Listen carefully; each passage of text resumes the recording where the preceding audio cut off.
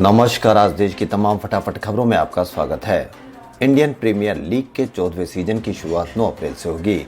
इस साल के आईपीएल में भी 8 टीमें हिस्सा लेगी, लेकिन बीसीसीआई ने निर्णय लिया है कि वह आईपीएल में 8 नहीं बल्कि 10 टीमों को उतारेंगे।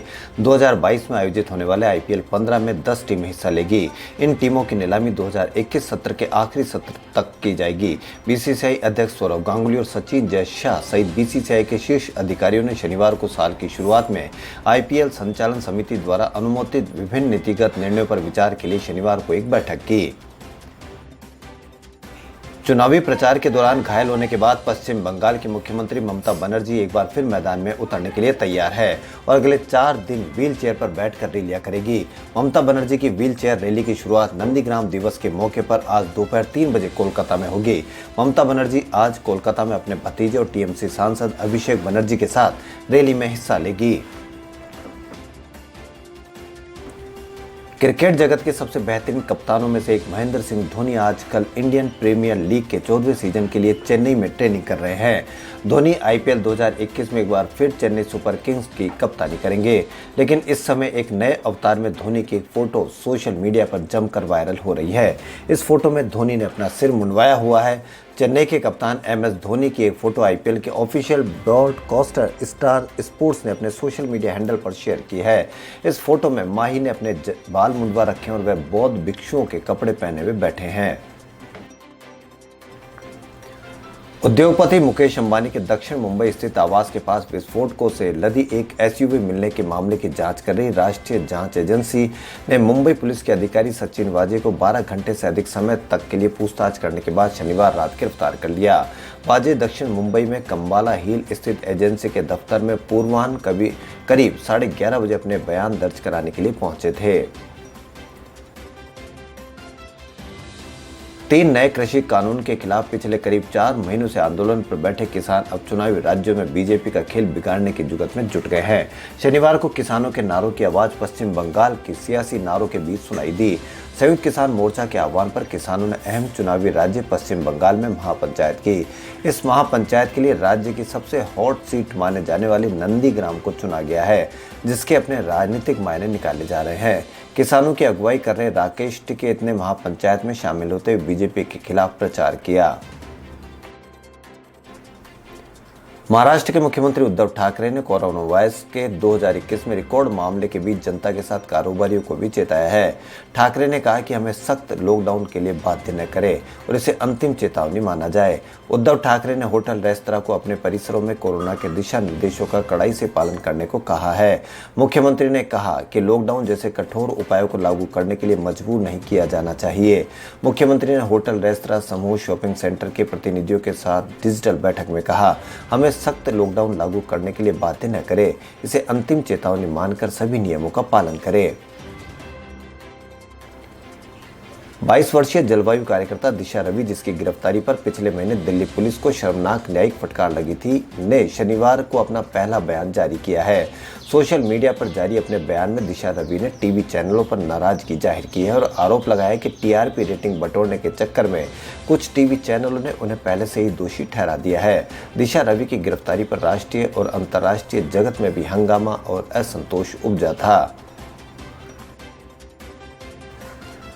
डिजिटल न्यूज पब्लिशर्स एसोसिएशन यानी डीएनपीए ने केंद्रीय सूचना एवं प्रसारण मंत्री प्रकाश जावड़ेकर से पारंपरिक समाचार समूह के डिजिटल न्यूज प्लेटफॉर्म्स को नए प्रावधानों से बाहर रखने की मांग की है। डीएनपीए के सदस्यों ने जावड़ेकर को बताया कि वह पहले से ही प्रेस काउंसिल ऑफ इंडिया और न्यूज ब्रॉडकास्टिंग स्टैंडर्ड अथॉरिटी के नियमों को मानते आ रहे हैं। ये मीटिंग वीडियो कॉन्फ्रेंसिंग के जरिए हुई थी। डीएनपीए प्रतिनिधियों में Dainik Bhaskar, India Today, NDTV, Hindustan Times, Indian Express, Times of India, Lokmat, Amar Ujala, Dainik Jagran, Eenadu और मलयालम मनोरमा शामिल थे।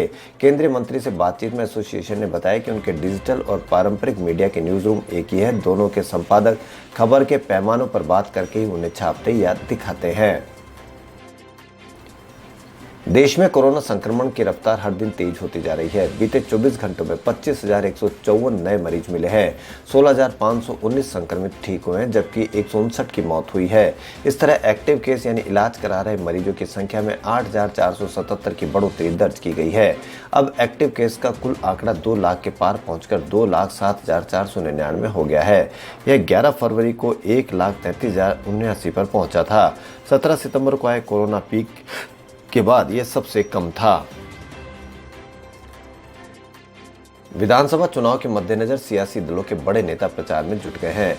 आज गृह मंत्री अमित शाह आज से असम और पश्चिम बंगाल के 2 दिवसीय दौरे पर रहेंगे। वहीं राजनाथ सिंह भी असम में 3 रैलियों को संबोधित करेंगे। उधर मुख्यमंत्री ममता बनर्जी आज दोपहर को रोड शो करेगी।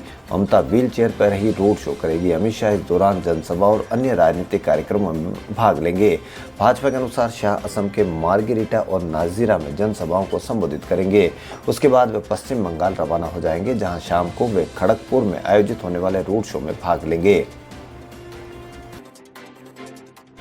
प्रदेश में यानी राजस्थान में पहली बार सरकार भी शराब बेचेगी।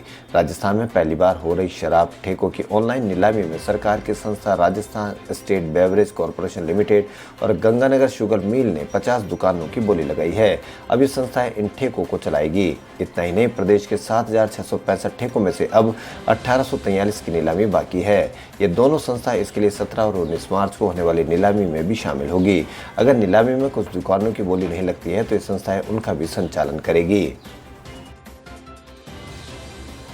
राजस्थान अध्यापक पात्रता परीक्षा रीट 2021 में आवेदन करने वाले अभ्यर्थियों को भाषा व विषय संशोधन के लिए अंतिम तिथि 15 अप्रैल है।